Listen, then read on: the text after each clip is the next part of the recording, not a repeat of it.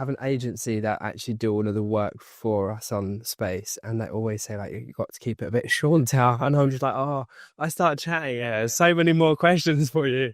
But yeah, what I was going to say was, is there a podcast or a book that you have read or reading, like listen to or whatever, that you recommend? There's probably a couple of things I would say.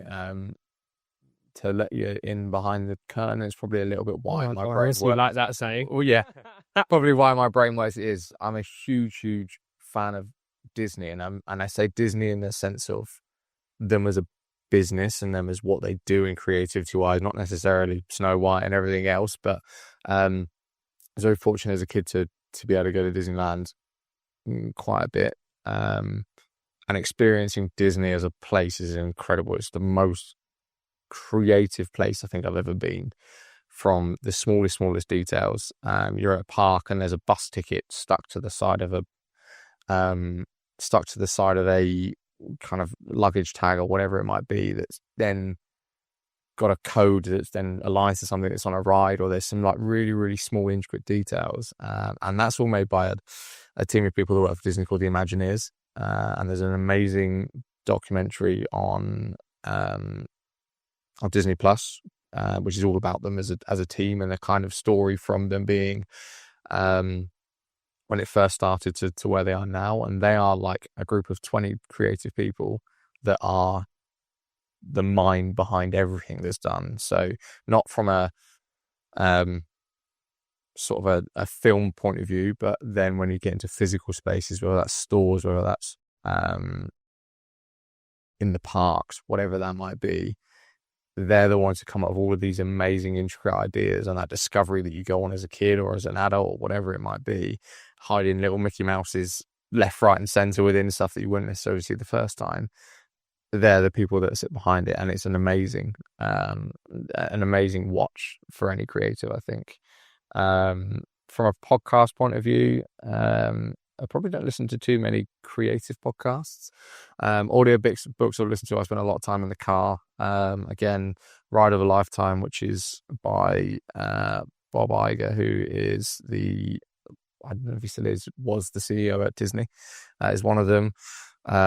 I can't remember the book's name, but there is, I think it's called Creativity Inc., which is the guy who founded Pixar. So again, that Disney trend that goes in it. And just hearing how they tackle creativity in a completely different way, and something that they have to come up with something completely new.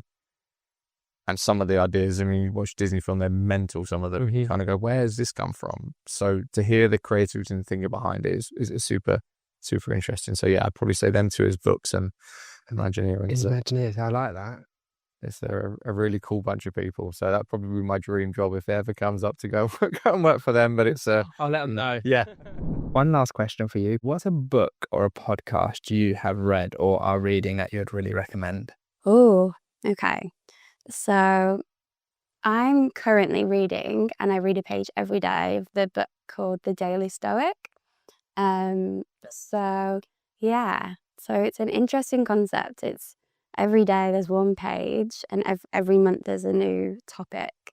And it's just all about kind of like Stoic mindset. So how to, I don't know if it's like a world that you're kind of familiar with. No, I'm definitely Googling it. Yeah, but it's cool. It's just one page every day. I also, read alongside that, like other books, and stay up to date with lots of articles. But it's a really good, I either try and do it first thing in the morning or last thing at night, and it's a really good way to set your tone for the day. There's like a little hidden message in each page, almost like a meditation, which is really lovely, and it's something to kind of reflect on or carry through each of your days with you. So I would recommend that to everyone. Very mindful. Very mindful, yeah. Brilliant, amazing. No, it's for work, and it's so basic, but it took me ages to find. I think it's by a company called Odeer, and 2-page spread. There's to-do list. There's the sort of urgent, not urgent, important square at the bottom. There's a eat the frog task, so what you've been putting off for ages and need to do. And then the other page is just notes and then like a little doodles section. So I try and do that every morning, my key tasks and stuff like that. And then my notes page for like meetings, and then the next day I'm just, what did I write there? Same thing. That really helps. Odeer. Odeer, I think. Yeah, but like deer as in animal. Okay, yeah. Okay, wicked. I'll Google that. Yeah. What is a podcast or a book that you have listened to that's really helped you in your mindset and that you would recommend other people listen to? I have read a book recently where it's called Good Vibes. I think Good Vibes, Good something else, something like that. I read that, quite a while ago now, but I often highlight certain quotes and things in there, and I keep it by my bed, and I flick through it time to time. It's just about being your authentic self. It's about believing you can do things and, shutting out any negativity or, blocking out what people may potentially think of you and just sticking to your guns, believe in yourself, and that's it. And I think that's what juniors need to do more, is to just believe in themselves. It's very easy to become deflated, and when you're constantly told the same thing, you don't have a skill set, you're not cut out for this. You've got people changing career paths because of that. So I think, do things that make you feel good, whether it is books and podcasts or whatever it is, just do things that make you feel good and stick to it. Don't give up. You guys will get there. Good Vibes. I mean, that is just Yeah. you would read that book, wouldn't you? Like, Yes. I've Good never even vibes heard of it. go away. Yeah. I've never even heard of the book before, but if I was just to make up, Easky's read this book, like just guess the title, it would be like Good Vibes. Yeah, I Good think I Vibes, would that's go it. with that, Yeah. Is there a book you're reading, a podcast you're listening to that you just think like, this is brilliant and it's like, I want to share it? So many books. Eyes of the Skin is what I'm reading at the moment. Eyes of the Skin. Eyes of the Skin. Okay. And it's a recommendation. I am slowly reading it because I have to kind of stop and kind of Google a lot of things because there's a lot of references to other kind of theories that I don't understand. But it's challenging me and I love it. And it's eye-opening for senses. It's all about how our visual sense is the main sense that everyone relies on and kind of goes to. And it's about opening yourself to other senses and kind of, exploring that. So yeah, really recommend that one. Podcast, I'm listening to, it's kind of, I forget his name, something Rubin. He's having a conversation with, I have to get the name for you, and then you could put it on the podcast. It's about a creative journey and how you think. And he had a conversation with Ez Devlin, who did The Sphere. Do you know The Sphere? It's like it's a big installation in Vegas where it's completely circular and there's no like straight lines. Anyway, she's a very, very interesting person. And that's the podcast I'm listening to, but I have to get the name for you. Fine. Something Rubin, I think his name is. But yeah, those are the things I Ruben. recommend. Eyes of the Skin. Okay, Yes. Parker, can I just ask about your book Yes. that you launched? Yeah. In an idea? The idea in you. The idea in you? Yeah. Yeah, published 10 years ago actually now, 2015. It was published by Penguin around the world. Was a bestseller. I mean, I guess I wrote that book with my friend Martin Amor because we'd learned a lot about how to have ideas, and that's when I was working as a consultant. And I guess the genesis behind the book is a little bit like behind Until, which is like enabling people to thrive and build their own thing. And so that book effectively distilled everything that we learned working with the biggest companies in the world about how you find an idea and then get it going, right? So it's not the end-to-end business Bible, right? But it's not going to tell you how to raise massive investment, but it will tell you how to spot an idea you're passionate about and really care about and how to take it to market. And effectively, trying to get people to do their own thing, which is what Until is as well.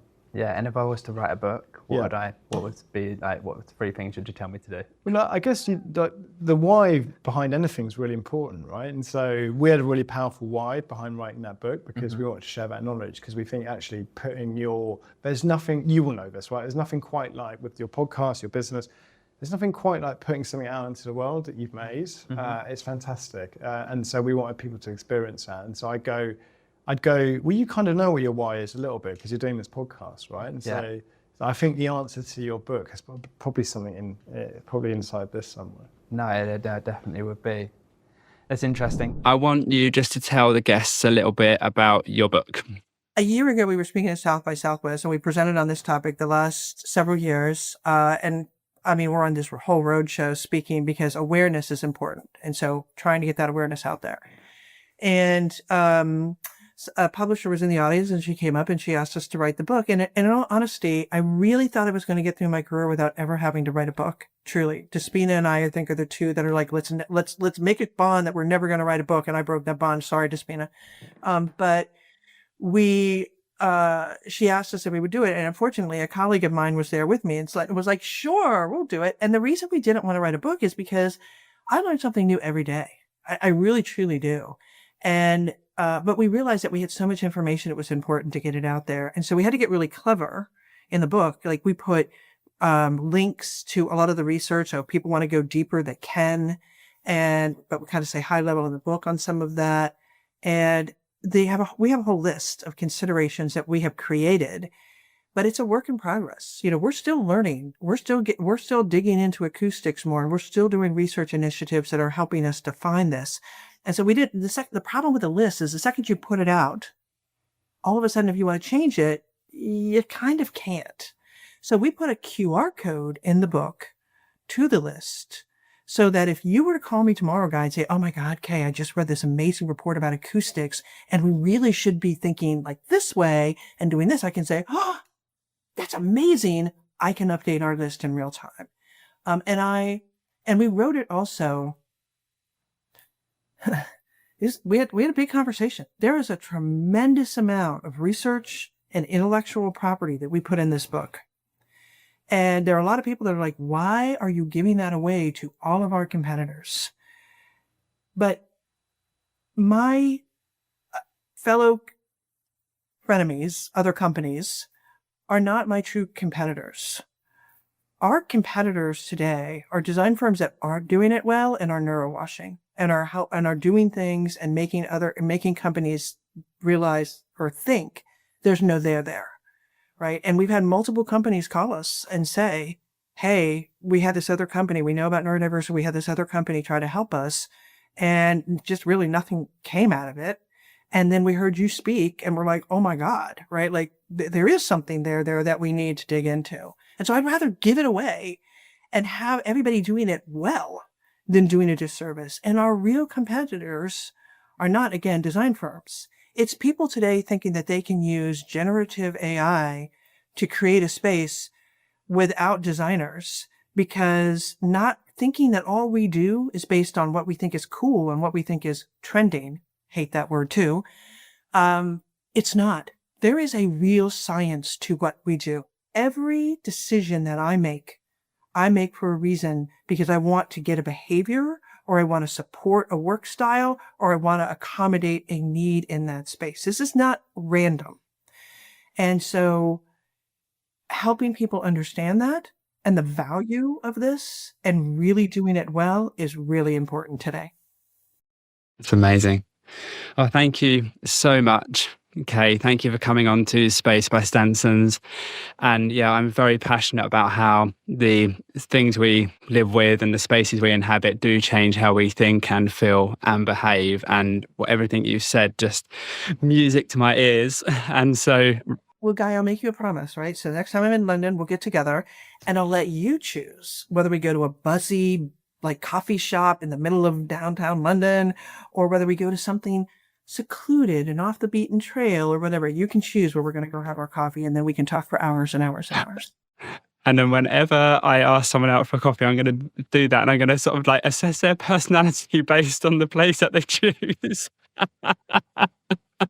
Well, thank you, Kay. You brought so much insights into wayfinding, into that whole like technology. That was absolutely fantastic, neurodiverse, but just in two ways: a hyper sensitivity. There was loads of lessons there in that last 40 minutes, absolute gold. So I'm going to thank you very warmly and say, if you enjoyed the conversation, please do review, like the show. It does help us bring on fabulous guests like Kay, and we're very grateful to all the support. So thank you.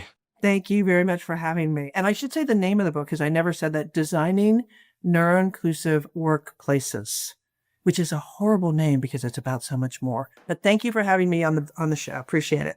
I think that's an amazing ending note. Okay, thank you.